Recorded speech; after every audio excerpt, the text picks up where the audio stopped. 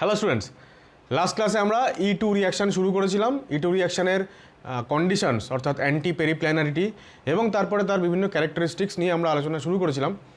সবথেকে বেশি ইম্পর্টেন্ট যে ক্যারেক্টারিস্টিকটা আমরা আলোচনা করেছিলাম সেটা ছিল রিজিও সিলেক্টিভিটি, অর্থাৎ যেভাবে আমরা হফম্যান এবং সেটজেফ প্রোডাক্ট কোনটা মেজর হবে বা মাইনর হবে সেটা কীভাবে বুঝবো এবং তার বিভিন্ন এক্সাম্পলস আলোচনা করেছিলাম।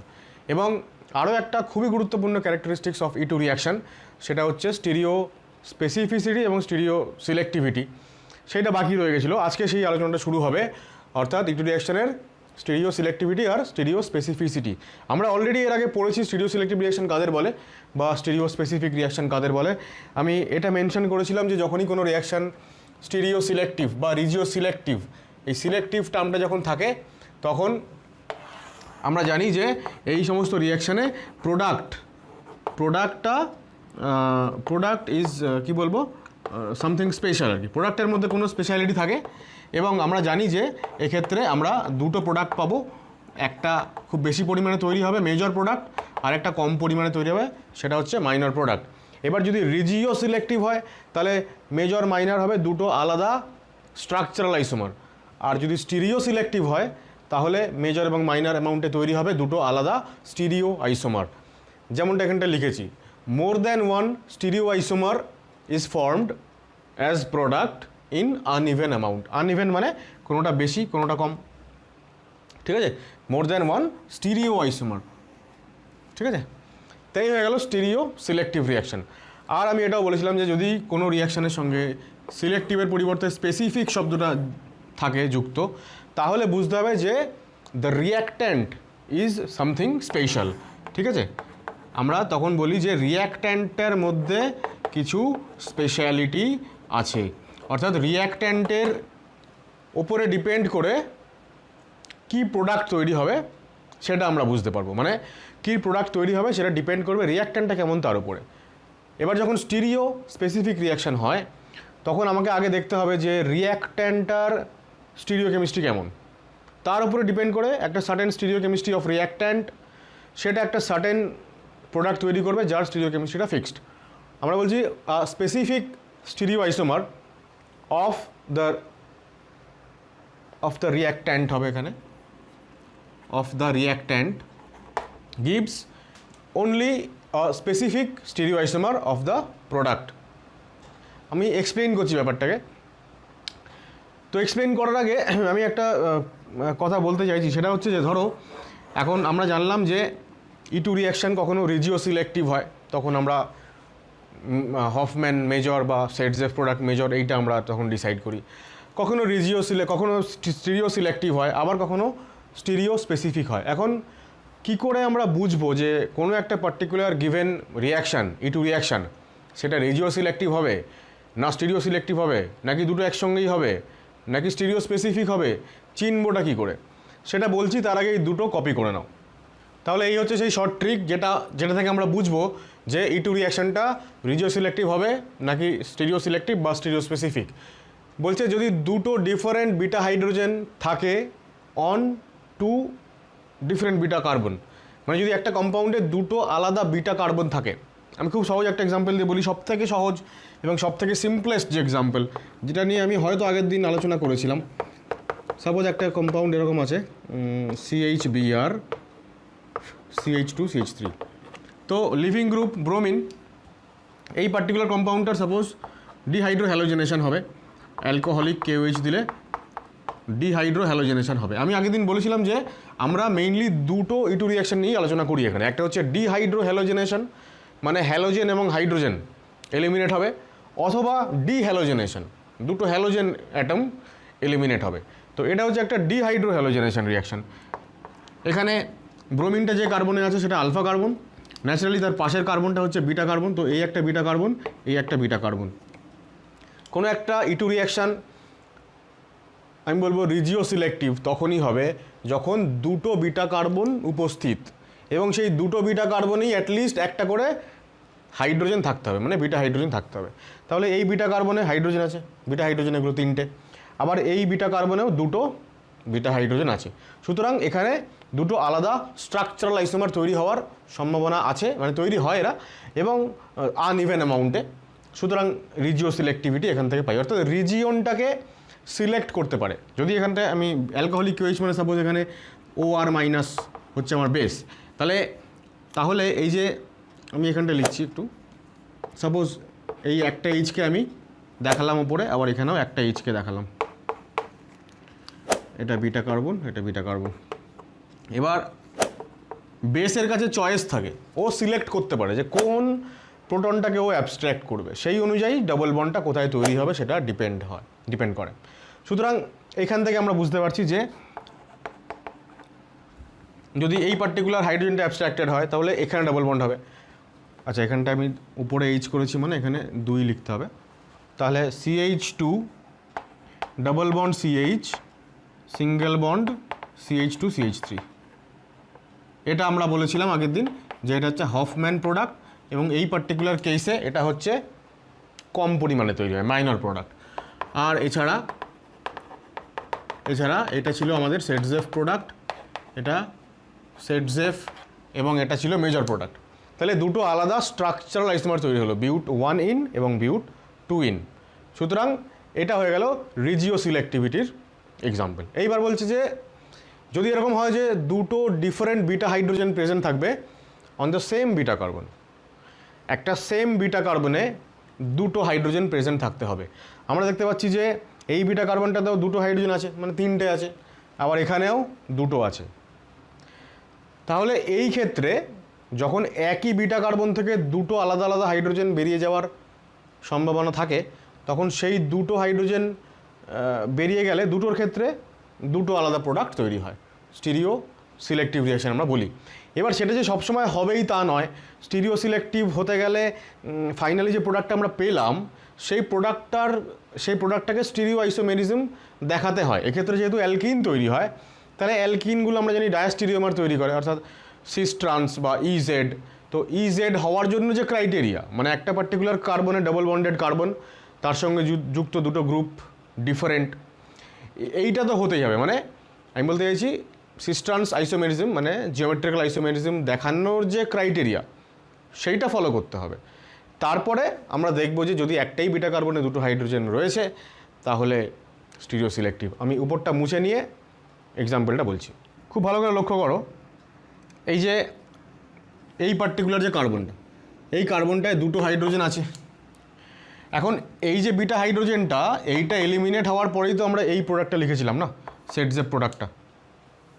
তাহলে এটা যদি সেটজেপ প্রোডাক্ট হয়, আমরা জানি যে এই যে বিউট 2 ইন এর দুখানা জিওমেট্রিক্যাল আইসোমার সম্ভব, একটা হচ্ছে এটা সিস আইসোমার, আর একটা হচ্ছে ট্রান্স আইসোমার। এখন এই সিস এবং ট্রান্স দুখানা প্রোডাক্টই এই ক্ষেত্রে তৈরি হতে পেরেছে, তার কারণ দুটো আলাদা হাইড্রোজেন প্রেজেন্ট। আমি যদি এই হাইড্রোজেনগুলোকে নাম্বারিং করি, সাপোজ এটা HA, আর এখানে আমি এইচটাকে এবার নিচেও দিয়ে HB লিখছি, এটা HB। এইবার এলিমিনেশন যখন হবে, আমরা আগের দিন বলেছিলাম যে নিউম্যান প্রজেকশন একে আমরা খুব ভালো করে করতে পারি আর কি ব্যাপারগুলোকে। সেক্ষেত্রে আমরা যদি এইটাকে পুরো যদি আঁকতে চাই, আমাদের এই দুটো কার্বন হচ্ছে নিউম্যান প্রজেকশনের একটা ফ্রন্ট এবং একটা ব্যাক কার্বন। তো দেখো আমি কি করছি, নিউম্যান প্রজেকশন আঁকার চেষ্টা করছি। তাহলে এই যে আলফা কার্বনটা, এই ফ্রন্ট কার্বনটা হচ্ছে, অর্থাৎ এই ডট যেটা ফ্রন্ট কার্বন সেটাকে আমি আলফা কার্বন বলছি, আর ব্যাক সাইডেরটাকে বিটা কার্বন বলছি। তাহলে আলফা কার্বনে যে 3টে গ্রুপ যুক্ত আছে, একটা H, একটা ব্রোমিন, একটা মিথাইল। তাহলে ব্রোমিন লিখলাম, H লিখলাম, মিথাইল লিখলাম। আমি প্রপার ফিশার প্রজেকশন থেকে নিউম্যানে যাচ্ছি না, তার ফলে প্রপার ওরিয়েন্টেশন মেনটেন হবে না, সেটা দরকার নেই, কারণ আমাকে দুবার দুটো আলাদা নিউম্যান আঁকতেই হবে। তো আমি কি বলছিলাম যে দুটো হাইড্রোজেন যে কোনো একটা এলিমিনেট হবে, ধরা যাক HAটা এলিমিনেট হবে, তাহলে ওটাকে আমাকে ব্রোমিন মানে আরেকটা যেটা এলিমিনেটিং গ্রুপ তার রেসপেক্টে ট্রান্সে রাখতে হবে। তাহলে এবার এই কার্বনের সঙ্গে যুক্ত 3টে গ্রুপ হচ্ছে, একটা HA লিখে দিয়েছি, আর একটা মিথাইল, আর একটা HB। তো লিখি একটা মিথাইল আর একটা HB, ঠিক আছে। এখান থেকে আমরা কি করব, এলিমিনেশন করব, ঠিক আছে। এখানে বেস আসবে OR মাইনাস এই। এখন আরও একটা সম্ভব, আমি নিচেরটা একটু মুছে দিই, তাহলে ফ্রন্ট কার্বনে যে গ্রুপসগুলো ছিল তাদেরকে আমি ইনট্যাক্ট রাখলাম, যেটা যেরকম ছিল সেরকম রাখলাম। ব্যাক কার্বনে কী করবো এবার আমি দেখো, এখন যেহেতু আমি এইচবিকে এলিমিনেট করব, তাহলে এইচবিকে আমাকে ব্রোমিনের অ্যান্টি পজিশনে রাখতে হবে। তাই সেটা কী করে সম্ভব, যদি আমি এটাকে ভাবো 120 ডিগ্রি রোটেশন করাচ্ছি বাঁ দিকে, মানে অ্যান্টি ক্লকওয়াইজ, তাহলে এটা এখানে আসবে এইচবিটা, এটা এখানে চলে যাবে এবং মিথাইলটা এখানে চলে যাবে। ঠিক আছে, এইবার প্রোডাক্ট কী তৈরি হচ্ছে দেখো, বেস এখানে অ্যাটাক করলো, এই বন্ডটা খুলে গেল, ব্রোমিনটাও বেরিয়ে গেল। তাহলে ফাইনালি এই এইচএ এবং এই ব্রোমিন এরা হয়ে গেল আউট, তাহলে এই 4 জন পড়ে থাকলো। এবার এই যে বন্ডটা খুলে এখানে যাচ্ছে, মানে এখানে ফ্রন্ট এবং ব্যাক কার্বনের মধ্যে ডবল বন্ড তৈরি হচ্ছে। আমরা এইভাবে ডাবল বন্ডটাকে লিখবো ভার্টিক্যালি, তাহলে কী হবে, এই 4টে গ্রুপের ওরিয়েন্টেশন আমার বোঝাতে সুবিধা হবে। আমরা এক্ষেত্রে ডাবল বন্ডটাকে এরকম হরাইজন্টালি রাখবো না। তো আমরা দেখতে পাচ্ছি যে ফ্রন্ট কার্বনে বাঁ দিকে মিথাইল, ডান দিকে এইচ আছে, তো এটা আমাদের ফ্রন্ট কার্বন, নিচেরটা মিথাইল এইচ।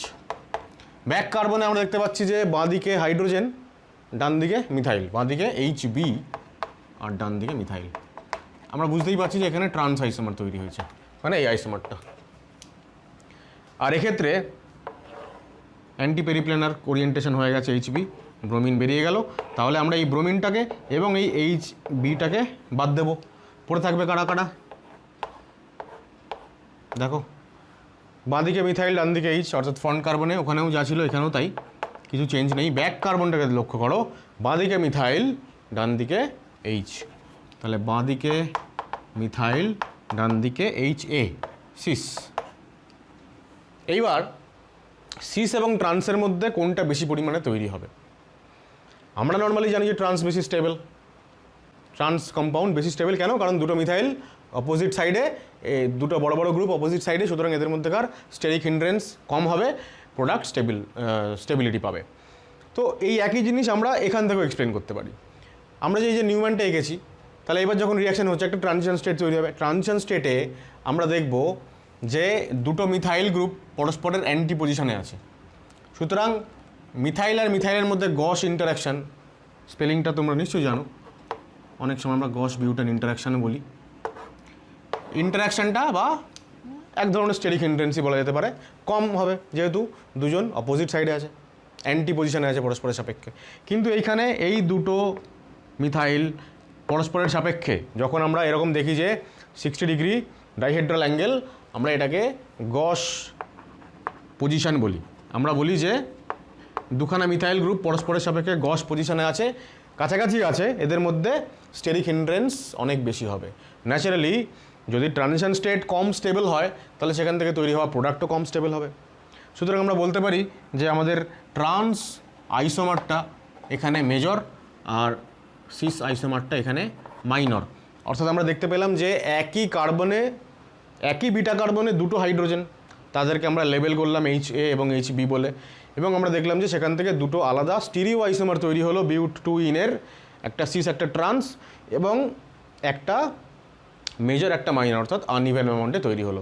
অর্থাৎ এই পার্টিকুলার রিয়াকশানটা যেখানে বিউট 1 ইন তৈরি হচ্ছে 2 ব্রোমোবিউটেন থেকে, বিউট 1 ইন, এবং তার পাশাপাশি বিউট 2 ইনের দুটো আইসোমার তৈরি হচ্ছে, আমরা বলবো যে this particular E2 reaction is regio selective as well as stereo selective.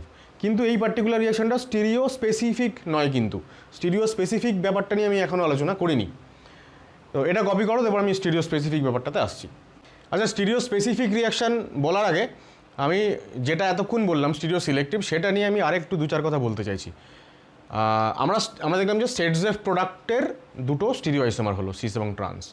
আচ্ছা, এবার যেটা লেখা ছিল ওখানে যে যদি একটাই পার্টিকুলার বিটা কার্বনে দুটো হাইড্রোজেন থাকে, দুটো বিটা হাইড্রোজেন, তাহলে স্টিরিও সিলেক্টিভ।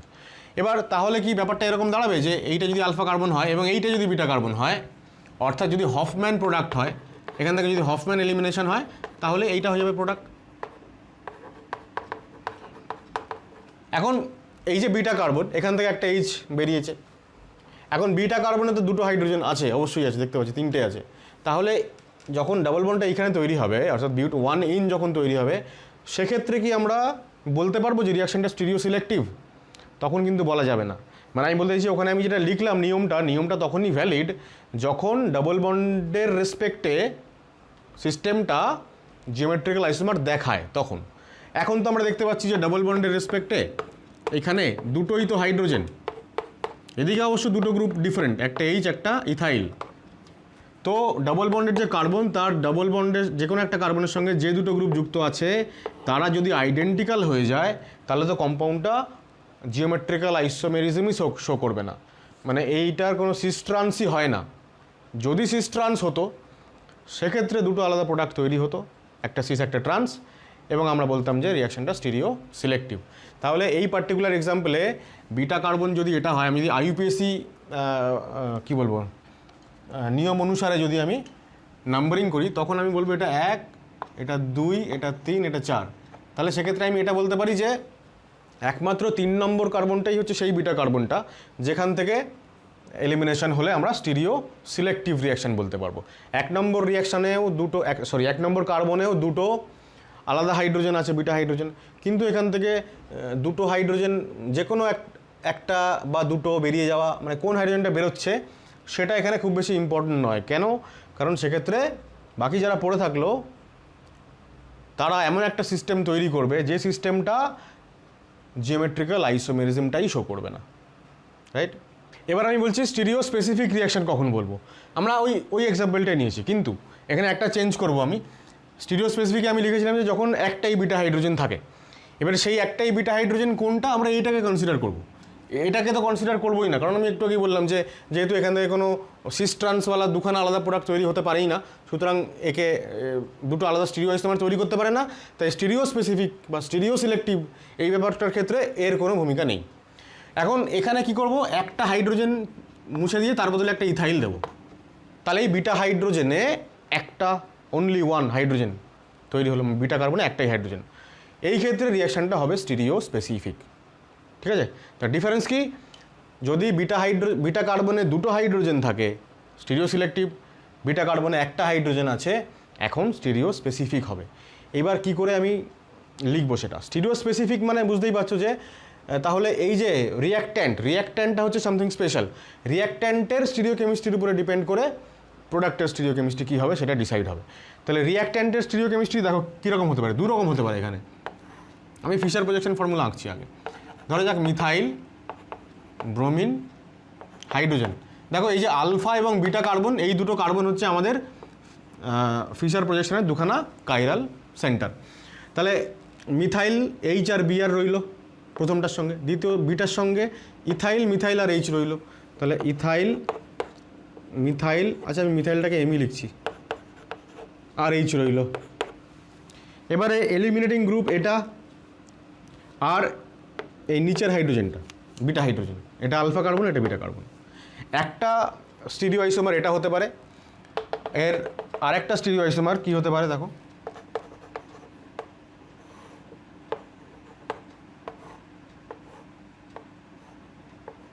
দেখো আমি যে কোনো একটা কাইরাল সেন্টারে কনফিগারেশনটা পাল্টে দিলাম। এখন এই ধরনের সিস্টেম এদেরকে নামকরণ করা হয় কিভাবে? এইটাকে বলা হয় এরাইথ্রো বা এরিথ্রো বলে অনেকে, এইটাকে বলা হয় থ্রিও। কী করে চিনবো কোনটা থ্রিও?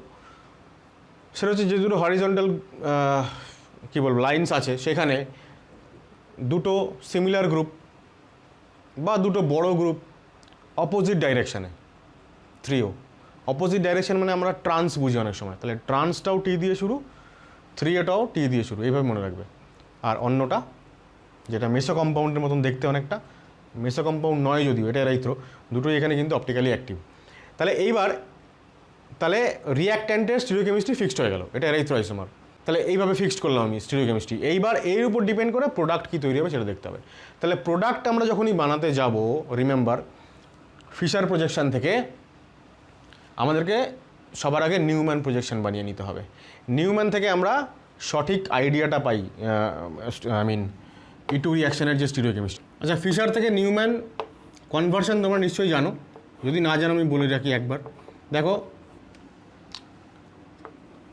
কী করি আমরা, খুব সহজে এভাবে করা যায়। যেটা নিচের যে কার্বনটা সেটাকে আমরা নিউম্যানের ফ্রন্ট কার্বন ধরি, ফ্রন্ট কার্বন ধরে এই তিনটে গ্রুপের যা পারস্পরিক ওরিয়েন্টেশন, মানে মিথাইল থেকে ক্লকওয়াইজ গেলে ইথাইল দেন হাইড্রোজেন, এই সিকোয়েন্সটা মেনটেন করতে হয়। ঠিক আছে, তাহলে আমরা উপরে হাইড্রোজেনটাকে রাখছি কেন, আমরা এইচ আর ফ্রন্ট কার্বনে এইচ ওপরে রাখবো আর ব্যাক কার্বনে ব্রোমিনটাকে নিচে রাখবো, তাহলে অ্যান্টি এলিমিনেশন দেখাতে সুবিধা হবে। তাহলে এইচ মিথাইল ইথাইল এই হচ্ছে ক্লকওয়াইজ, তাহলে এইচ এখানে মিথাইল এখানে ইথাইল, তিনটে ফ্রন্টে ক্লকওয়াইজ হয়ে গেল।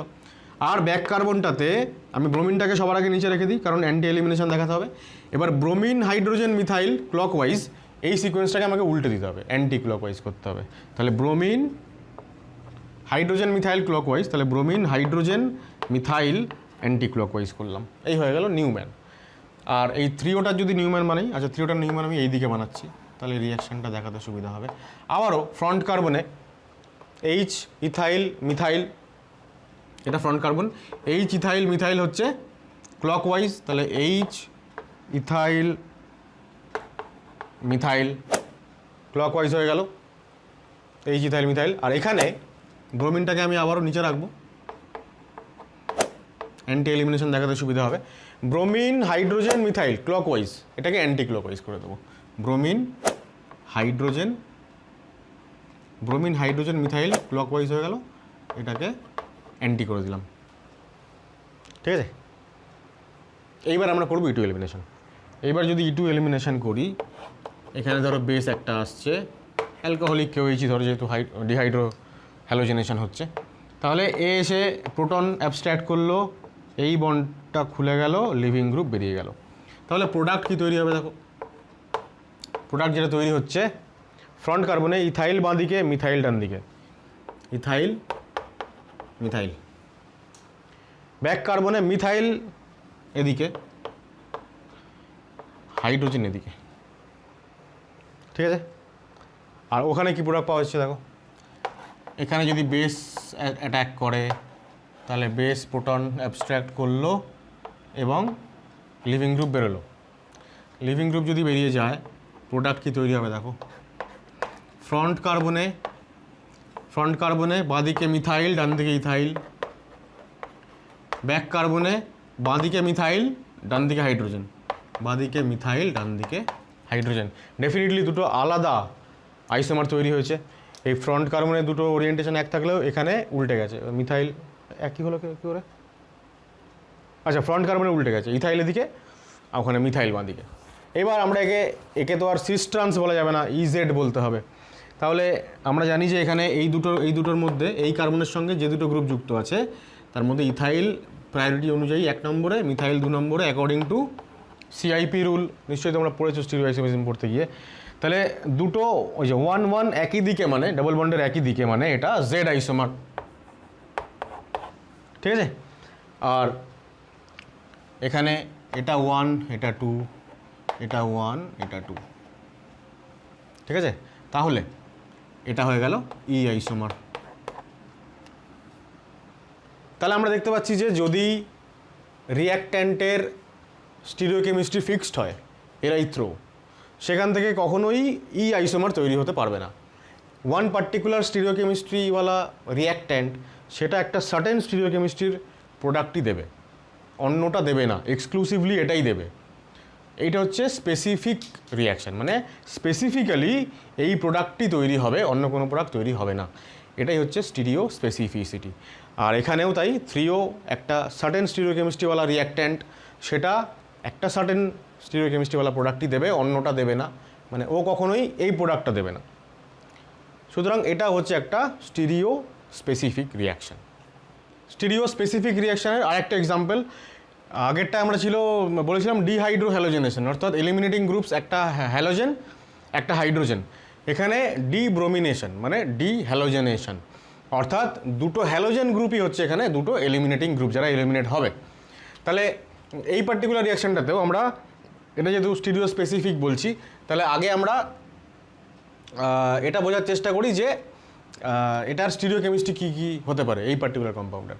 আচ্ছা, এইটা যে স্টিরিও স্পেসিফিক রিঅ্যাকশান, স্টিরিও স্পেসিফিকের আমরা যে কন্ডিশনটা পড়েছিলাম যে বিটা হাইড্রোজেন থাকতে হবে একটা, অনলি ওয়ান।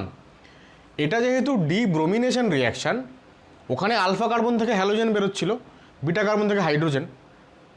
এখানে তো আলফা কার্বন থেকেও আলফা কার্বন থেকেও হ্যালোজেন বেরোবে, বিটা কার্বন থেকেও হ্যালোজেন বেরোবে। অবভিয়াসলি তাহলে এই ধরনের ডিব্রোমিনেশন বা ডিহ্যালোজেনেশনের ক্ষেত্রে ওখানে যেমন আমরা বলছিলাম যে একটা বিটা হাইড্রোজেন থাকতে হবে, এখানে তেমনি একটা বিটাতে একটা হ্যালোজেন থাকতে হবে। একের বেশি হ্যালোজেন বিটাতে থাকলে তাহলে কিন্তু আর এটা স্টিরিও স্পেসিফিক হবে না, তখন স্টিরিও সিলেক্টিভ হয়ে যাবে, একবারে আগেরটার মতোই। তাহলে এবার দেখো আমরা এখানে আঁকছি, ফিশারটা যদি আঁকি তাহলে মিথাইল HBr যে কোনো একটা দিলাম এদিকে, আর এখানেও মিথাইল HBr। তাহলে যদি এরকম আঁকি তাহলে অবভিয়াসলি এটা মেসো কম্পাউন্ড, অপটিক্যালি ইনঅ্যাক্টিভ। কেন? এর হচ্ছে সিগমা প্লেন আছে তাই জন্য। আর একটাতে আমি কনফিগারেশন চেঞ্জ করলাম, তাহলে এটা হয়ে গেল রেসিমিক মিক্সচার। এর দুখানা আইসোমার সম্ভব, এটা এবং এর মিরর ইমেজ যেটা। তাহলে এবার এই দুটো কম্পাউন্ড থেকে আমাকে ডিব্রোমিনেশন করতে হবে। সবার আগে আমি যেটা করব, যেটা বললাম যে এদের নিউম্যান বানিয়ে নেব। তাহলে ফ্রন্ট কার্বনে, এটা আমাদের ফ্রন্ট কার্বনে H মিথাইল Br। এবার দেখো দুটো ব্রোমিন হচ্ছে এলিমিনেটিং গ্রুপ, তাহলে ব্রোমিনকে উপরে দিলাম, তাহলে ব্রোমিন H মিথাইল ক্লকওয়াইজ, তাহলে ব্রোমিন H মিথাইল ক্লকওয়াইজ হয়ে গেল। ব্যাক কার্বনে ব্রোমিনটাকে তো নিচে রাখতেই হবে কারণ ওটা এলিমিনেটিং গ্রুপ, অ্যান্টি পেরিপ্লেনার কন্ডিশন রাখতে হবে। তাহলে ব্রোমিন মিথাইল হাইড্রোজেন ক্লকওয়াইজ, এটা হয়ে যাবে অ্যান্টি ক্লকওয়াইজ। তাহলে ব্রোমিন মিথাইল হাইড্রোজেন, এই হয়ে গেল নিউম্যান। এটা নিউম্যান বানিয়ে রাখি রেসিমিকটার। এটা নিউম্যান কি হবে? ফ্রন্ট কার্বনে ব্রোমিন মিথাইল হাইড্রোজেন ক্লকওয়াইজ, তাহলে bromine methyl hydrogen clockwise. Back কার্বনে ব্রোমিনটাকে আগে নিচে রাখি, ব্রোমিন মিথাইল হাইড্রোজেন ক্লকওয়াইজ, তাহলে bromine methyl hydrogen anti clockwise রাখবো। ঠিক আছে, এইবার যদি রিয়াকশান হয়, জিঙ্ক ডাস্ট কি করে, ZnBr2 হিসেবে লাস্টে বাইরে বেরোয়, এই বন্ড খুললো এবং এই লিভিং গ্রুপ বেরোলো। তাহলে ডাবল বন্ডের সাপেক্ষে গ্রুপগুলো কী কী আছে? ফ্রন্ট কার্বনে মিথাইল, ওইদিকে হাইড্রোজেন, তাহলে মিথাইল এদিকে হাইড্রোজেন। আর ব্যাক কার্বনে এইদিকে হাইড্রোজেন, এদিকে মিথাইল। একটা জিনিস লক্ষ্য করো, আমি মিথাইলটা একবার CH3 লিখছি, একবার এখানে Me লিখেছি, এটা একটু তোমরা ইগনোর করো, যে কোনো একটা মেনটেন করো, এটা আমার গন্ডগোল হয়ে যাচ্ছে। আর এখানে যদি রিয়াকশান হয় তাহলে প্রোডাক্ট কি হলো দেখো, H ডান দিকে মিথাইল, এখানে H ডান দিকে মিথাইল, আর এখানেও বাঁ দিকে H ডান দিকে মিথাইল। ঠিক আছে, তাহলে এটা কি প্রোডাক্ট তৈরি হচ্ছে দেখো, ট্রান্স, এটা সিস। এদের ক্ষেত্রে আমরা স্পেসিফিক্যালি আর ইজেড বলার দরকার নেই, সিস ট্রান্স বলতে পারবো, কারণ দুটো একই গ্রুপ একই দিকে বা অন্য দিকে আছে। যদি আমরা ইজেডও বলতে চাই তাহলে এটা ই, এটা জেড। ঠিক আছে, জেড কেন? কারণ দুটো সেম প্রায়োরিটি গ্রুপ একই দিকে, ডাবল বন্ডের একই সাইডে, আর দুটো সেম প্রায়োরিটি গ্রুপ ডাবল বন্ডের দুটো আলাদা সাইডে, তাই ট্রান্স। এবার দেখো, এর আগে আমরা যে ডিহাইড্রো হ্যালোজেনেশন করলাম, সেখানে আমরা কোন পার্টিকুলার রিয়াক্ট্যান্ট থেকে কোন প্রোডাক্ট পেয়েছিলাম ওটা লিখে রেখেছি এখানে। এরাইথ্রো থেকে আমরা জেড পেয়েছিলাম, থ্রিও থেকে ই পেয়েছিলাম। আর এইখানে আমরা কী পাচ্ছি দেখো, এইখানে আমরা এক তো মেসো কম্পাউন্ড অথবা রেসিমিক মিক্সচার। তাহলে রেসিমিক মিক্সচার সেখান থেকে আমরা পাচ্ছি জেড আইসোমার। তাহলে এখান থেকে পাচ্ছি আমরা, পুরোটাই লিখে রাখি, রেসিমিক থেকে হচ্ছে জেড, আর মেসো কম্পাউন্ড থেকে আমরা পাচ্ছি ই। ঠিক আছে, বা সিস ট্রান্সও বলা যেতে পারে, যাই হোক, যেটা ইজেড একটা মেনটেন করছে, ওখানে ইজেড লিখেছি, তো এখানেও ইজেড লিখলাম। এইবার ব্যাপারটা হচ্ছে আমরা এইবার পুরো কিভাবে কাজটা করতে হয় সেইটা শিখে ফেললাম। এইবার আমরা শর্ট ট্রিক ব্যবহার করব। আমি যদি শুরুতেই তোমাদেরকে শর্ট ট্রিক বলি, তাহলে অরিজিনাল যে মানে প্রসিডিংটা কীভাবে আমি এগোবো সেইটা তাহলে আর কখনোই শেখা হবে না। এবং সেক্ষেত্রে কী হবে, এই পার্টিকুলার কেসগুলোতে অসুবিধা না হলেও কিছু কিছু কেসে কিন্তু আমাদের অসুবিধে হবে। যদি ফিশার প্রজেকশন ফর্মুলা দেওয়া থাকে বা এইরকম দেওয়া থাকে, একে ফিশার বানিয়ে নিউম্যান করে তারপর রিয়াকশান করাবো। আর যদি ওয়েজ ড্যাশ ফর্মুলা দেওয়া থাকে তাহলে খুবই সোজা, তাহলে কিছুই করতে হবে না, ওখান থেকে ডিরেক্ট আনসার আসবে সরাসরি। আমরা শর্ট ট্রিক আমি একটু পরেই বলবো, তার আগে এই পুরো ব্যাপারটাকে আমি সামারাইজ করি। তাহলে এই হচ্ছে আমাদের শর্ট ট্রিক। E2 এলিমিনেশন, দু ধরনের রিয়াকশান হবে, একটা ডিহাইড্রোহ্যালোজেনেশন, একটা ডিহ্যালোজেনেশন। আমরা এটা জানি যে E2 এলিমিনেশন মানেই হচ্ছে অ্যান্টি এলিমিনেশন, তাই টাইপ অফ এলিমিনেশন হচ্ছে অ্যান্টি। সিন এলিমিনেশন আমরা এখনও পড়িনি, সেটা পরে পড়বো। আচ্ছা, এইবার ডিহাইড্রোহ্যালোজেনেশনে দু ধরনের কম্পাউন্ড থাকতে পারে, এরাইথ্রো আর থ্রিও। থ্রিও থেকে তৈরি হবে ই, এরাইথ্রো থেকে তৈরি হবে জেড। কী করে মনে রাখবো এটা? মানে ই মানে আমরা অনেক ই মানে ম্যাক্সিমাম ক্ষেত্রে আমরা যেটা দেখেছি ই মানে ট্রান্স আইসোমার, তাহলে থ্রিও থেকে তৈরি হবে ট্রান্স। ঠিক আছে, এখানে ব্র্যাকেটে ট্রান্স লিখে রাখতেও পারো। আর এটা হচ্ছে সিস, জেড মানে আমরা সিস বুঝি, তাহলে থ্রিও থেকে ট্রান্স, এটা মনে থাকলেই এটা মনে থাকবে। আর ডিহ্যালোজেনেশনে আমরা দেখলাম দু ধরনের কম্পাউন্ড হবে, আইদার অপটিক্যাল ইনঅ্যাক্টিভ মেসো কম্পাউন্ড অথবা রেসিমিক মিক্সচার। রেসিমিক মিক্সচার থেকে সিস তৈরি হচ্ছে আর মেসো কম্পাউন্ড থেকে ট্রান্স তৈরি হচ্ছে। এই যে সেকেন্ড রিয়াকশানটা, এইটা আমাদের মনে রাখা তুলনামূলক সহজ। মানে আমরা এরপর যখন বা তোমরা যারা এর আগে অ্যালকিন পড়েছো হাইড্রোকার্বনে, অ্যালকিনের অ্যাডিশন রিয়াকশান হয়, সেই ক্ষেত্রে কিছু স্টিরিও স্পেসিফিক রিয়াকশান থাকে। সেই স্টিরিও স্পেসিফিক রিয়াকশানগুলোর ক্ষেত্রে আমরা এরকম দেখি যে আমরা দুটো শর্টকাট ফর্মুলা ব্যবহার করি। একটা ফর্মুলাকে আমরা বলি কার, একটা ফর্মুলাকে আমরা বলি ট্রাম। এইভাবে মনে রাখি আমরা। কীরকম? কার মানে হচ্ছে সিস কম্পাউন্ডে এই দুটো ফর্মুলা আমরা কাদের ক্ষেত্রে মনে রাখি বললাম? আমরা বললাম যে অ্যাডিশন রিয়াকশান অফ অ্যালকিন। আমরা এর আগে কোনো সময় নিশ্চয়ই বলেছিলাম যে এলিমিনেশন রিয়াকশান এবং অ্যাডিশন রিয়াকশান হচ্ছে পরস্পরের জাস্ট রিভার্স। তাহলে এই যে কম্পাউন্ডগুলো এখানে যারা স্টার্টিং মেটেরিয়াল, তাদের এলিমিনেশনে যদি অ্যালকিন তৈরি হয়, তাহলে অ্যালকিনগুলোর অ্যাডিশন রিয়াকশানে এই ধরনের প্রোডাক্ট তৈরি হবে। ঠিক আছে, এবার অ্যাডিশন রিয়াকশন অফ অ্যালকিনের ক্ষেত্রে আমরা বলি যে cis compound, C for cis, A for anti. Cis কম্পাউন্ডে যদি অ্যান্টি অ্যাডিশন, এডিডি অ্যাডিশন, এডিডি লিখলাম অ্যাডিশন। সিস কম্পাউন্ডে অ্যান্টি অ্যাডিশন হলে racemic mixture, R for racemic. তাই যদি হয় তাহলে রেসিমিক কম্পাউন্ডের অ্যান্টি এলিমিনেশন হলে সিস তৈরি হবে। রেসিমিক কম্পাউন্ডের অ্যান্টি এলিমিনেশনে সিস তৈরি হয়েছে। আর টি ছোটো, আরটা ছোটোদের লিখেছি, অবভিয়াসলি এটা ট্রান্স, বুঝতেই পারছো। তাহলে ট্রান্স কম্পাউন্ডের যদি অ্যান্টি অ্যাডিশন হয়, ট্রান্স কম্পাউন্ডের অ্যান্টি অ্যাডিশনে মেসো প্রোডাক্ট তৈরি হয়। তাহলে আমরা বলতে পারবো মেসো কম্পাউন্ডের অ্যান্টি এলিমিনেশনে ট্রান্স তৈরি হবে। মেসো কম্পাউন্ডের অ্যান্টি এলিমিনেশনে ট্রান্স তৈরি হলো। এখন পরীক্ষার সময় যদি হাতে সময় থাকে, স্টিল আমি রেকমেন্ড করব যে যদি ফিশার প্রজেকশন ফর্মুলা দেওয়া থাকে, নিউম্যানে যাও, সেখান থেকে প্রোডাক্ট আনো, কোনো ভুল হবে না। কিন্তু এইগুলো মনে রাখতে গিয়ে যদি গণ্ডগোল হয়ে যায় তাহলে অ্যান্সার ভুল হয়ে যাবে। আচ্ছা, এবার চারটে রিয়াকশন এখানে লিখেছি, চারটেতেই অ্যালকোহলিক KOH দিয়েছি, মানে ডিহাইড্রোহ্যালোজেনেশন। তো হ্যালোজেন যে কার্বনে আছে সেই কার্বন থেকে হ্যালোজেন যাবে, পাশের কার্বন থেকে হাইড্রোজেন, দুজন এলিমিনেটেড হবে। আমি যেটা বলছিলাম যে যদি ওয়েজ ড্যাশ ফর্মুলা থাকে তাহলে আমাদের শর্টকাট টেকনিক ব্যবহার করা খুবই সুবিধাজনক। আমাকে কোনো নিউম্যান আঁকতে হবে না, তাহলে আমি ডিরেক্টলি পেয়ে যাবো কী তৈরি হবে, প্রোডাক্ট সিস বা ট্রান্স, ই বা জেড বুঝতে পেরে যাব।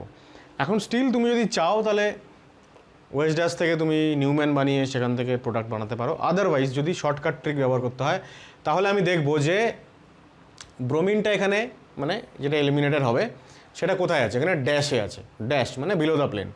আর এখানে তার পাশে এটা যদি আলফা কার্বন হয় তাহলে এটা বিটা কার্বনে হাইড্রোজেনটা, দেখো মিথাইল যদি ড্যাশে থাকে তাহলে হাইড্রোজেন ওয়েজে আছে, তাই না? মিথাইল যদি ড্যাশে থাকে তাহলে এখানে একটা ওয়েজে এখানে একটা হাইড্রোজেন আছে। তাহলে কোনো একটা কার্বনে ড্যাশে একটা গ্রুপ, পাশের কার্বনে ওয়েজে আর একটা গ্রুপ, মানে সেই দুটো গ্রুপ পরস্পর 180 ডিগ্রি অ্যাঙ্গেলে আছে, মানে অ্যান্টি পেরিপ্লেনার কন্ডিশন মেনটেন্ড এখানে, যেটা E2 এলিমিনেশনে অর্থাৎ অ্যান্টি এলিমিনেশনে দরকার। তা সেটা যেহেতু মেনটেন্ড আছে, সুতরাং কোনো সমস্যা এখন নেই। তাহলে এই এইচটা বেরিয়ে যাবে এবং এই বিআরটা বেরিয়ে যাবে। তাহলে পড়ে কি থাকবে? পড়ে থাকবে পিএইচ, সিঙ্গেল বন্ড দিলাম, এই আলফা বিটার মাঝখানে ডাবল বন্ড হবে, ঠিক আছে। আর এখানে কি পড়ে থাকলো? ইথাইল, ঠিক আছে। ঠিক যেটা যেমন আছে সেটাকে তেমন রেখে দিলাম, ওটাই হয়ে গেল প্রোডাক্ট। এখন ওইটাই যদি প্রোডাক্ট হয় তাহলে এটা ইমপ্লয়েড যে এটা ট্রান্স প্রোডাক্ট,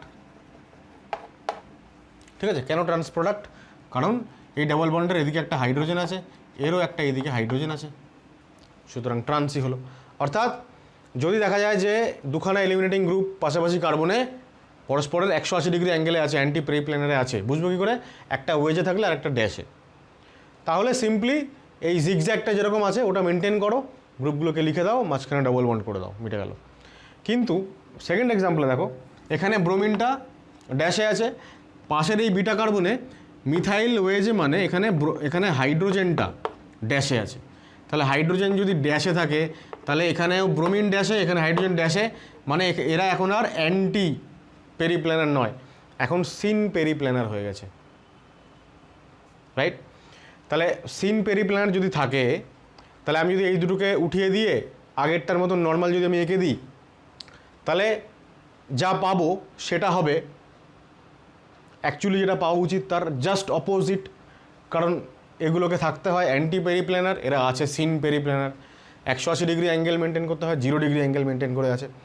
সুতরাং আমাদের টার্গেট হবে কি? জিগজ্যাগটাকে ঘুরিয়ে দেওয়া, ঠিক আছে। ঘুরিয়ে দেওয়া মানে কি? মানে এই যে কার্বনটা দেখতে পাচ্ছ, বিটা কার্বন, এই বিটা কার্বনে মানে যখন আমার হাইড্রোজেন এলিমিনেট হয়ে গেল এবং ব্রোমিন এলিমিনেট হয়ে গেল, আমি কি লিখবো এখানে দেখো, পিএইচ, এখানে ডাবল বন্ড হবে তো, আর দেখো এইদিকে ইথাইল, আর এই যে এইদিকে নিচে মিথাইল আছে না, যদি আমি নর্মাল লিখে দিই তাহলে উপরে ইথাইল নিচে মিথাইল, ওইখানটা আমি ফ্লিপ করে দেবো। মানে এইটাকে যদি আমি ঘুরিয়ে দিই এই কার্বনটাতে, তাহলে উপরে আমি লিখে দেবো মিথাইল আর নিচে আমি লিখে দেবো ইথাইল। তাহলে এবার কারেক্ট হলো, ঠিক আছে। এখানে উপরে ইথাইল নিচে মিথাইল আছে, এইটা যদি মেনটেন করি তাহলে হয়ে যাবে সিন এলিমিনেশন। সিন কেন হবে? কারণ ব্রোমিন আর এইচ দুজনেই ওয়েজে আছে, তাই অ্যান্টি করতে হলে এটাকে জাস্ট ঘুরিয়ে দিলাম, জিগজ্যাগটাকে রোটেট করে দিলাম, মিটে গেল একটা কার্বনে। আবার অনেক সময় এরকম দেখা যায় যারা এলিমিনেট হবে তাদেরকে এরকম নর্মাল বন্ডে দেখানো হয়েছে, মানে অন দ্য প্লেন দেখানো হয়েছে। বিলো দ্য প্লেন কিছু আলাদা গ্রুপস আছে, অ্যাবভ দ্য প্লেন কিছু আলাদা গ্রুপস আছে। যারা এলিমিনেটেড হবে তারাই যদি এরকম থাকে অন দ্য প্লেন তাহলেও কোনো সমস্যা নেই। তাহলে জাস্ট এই দুটোকে বার করে দাও বাইরে, যেরকম দেখছি আমরা, মানে এইচ আর বি আর মুছে দিলে যেরকম দেখছি সেরকম। যেরকম দেখছি মানে কি? মানে হচ্ছে এখানে ডাবল বন্ড হবে, ডাবল বন্ডের এদিকে আমি দেখছি মিথাইল আছে ওয়েজে, ইথাইল ড্যাশে।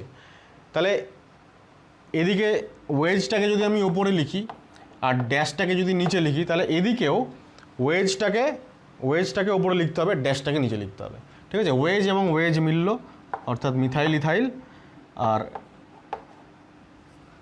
ড্যাশ এবং ড্যাশ মিলল, ঠিক আছে। তাহলে এই হচ্ছে আমাদের শর্টকাট ট্রিক। এখন তোমরা যদি চাও এগুলোকে ভেরিফাই করার জন্য এই ওয়েজ ড্যাশটাকে নিউম্যানে নিয়ে যাও, সেখান থেকে এলিমিনেট করো, তাহলে দেখো এই প্রোডাক্টটি তৈরি হবে, ঠিক আছে।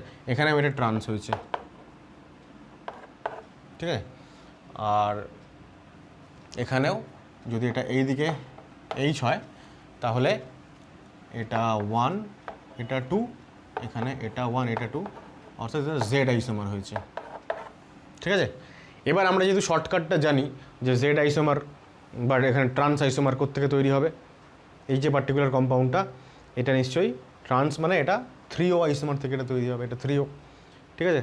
এখানে যেহেতু জেড হয়েছে এটা তাহলে এরিথ্রো, ঠিক আছে।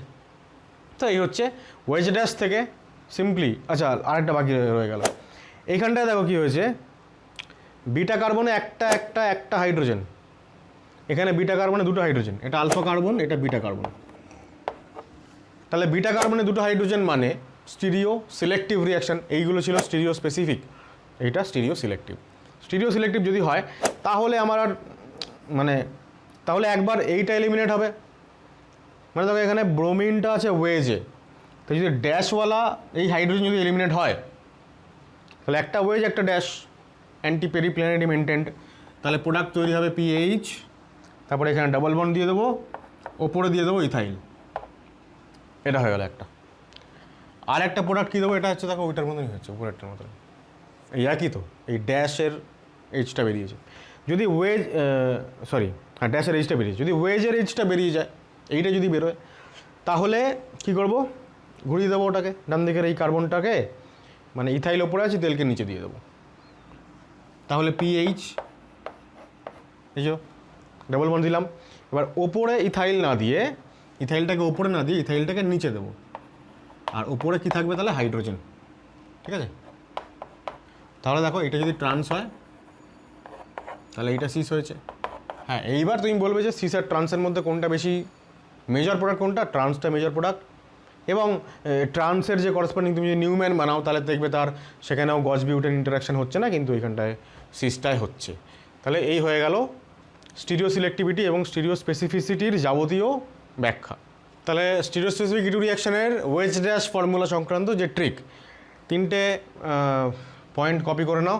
এক হচ্ছে যদি বিটা গ্রুপ, বিটা হাইড্রোজেন এবং লিভিং গ্রুপ যদি 180 ডিগ্রি বা অ্যান্টি পেরিপ্লেনার থাকে একটা ওয়েজে একটা ড্যাশে, তাহলে জাস্ট ওদেরকে এলিমিনেট করবে, অ্যালকিনটা লিখবে অ্যাজ পার দ্য জিগজ্যাগ। আর বিটা হাইড্রোজেন এবং লিভিং গ্রুপ যদি সিন পজিশনে থাকে, দুটোই ওয়েজে বা দুটোই ড্যাশে, তাহলে জিগজ্যাগটাকে ফ্লিপ করতে হবে, তারপরে অ্যালকিনটাকে আঁকতে হবে। আর যদি বিটা হাইড্রোজেন এবং লিভিং গ্রুপ দুজনেই যদি on the plane of the paper normal মানে লাইনওয়ালা বন্ড দিয়ে যদি হয়, তাহলে জাস্ট এলিমিনেট করো ওদেরকে, অ্যালকিনটা এমনভাবে আঁকবে যাতে দুটো ওয়েজের গ্রুপগুলো মানে ডাবল বন্ডের একই পাশে থাকে, আর দুটো ড্যাশ গ্রুপগুলো ডাবল বন্ডের অপোজিট পাশে থাকে, অর্থাৎ ওয়েজ এবং ড্যাশ এরা পরস্পরের ট্রান্সে এদেরকে রাখতে হবে, মানে অপোজিট সাইডে রাখতে হবে। তাহলে আজকের ভিডিওটা এখানেই শেষ করছি। যদি ভিডিও ভালো লাগে তাহলে অবশ্যই লাইক করো, বন্ধুদের সাথে শেয়ার করো, আর পরবর্তী ভিডিওতে আমরা E2 এবং E1 রিয়াকশান সংক্রান্ত প্রবলেম সলভিং করব, কী ধরনের কোয়েশ্চেন্স পরীক্ষাতে আসে, তার আনসার কীভাবে দিতে হবে ইত্যাদি ডিটেলড আলোচনা করব। আজকের মতো এইটুকুই, টাটা।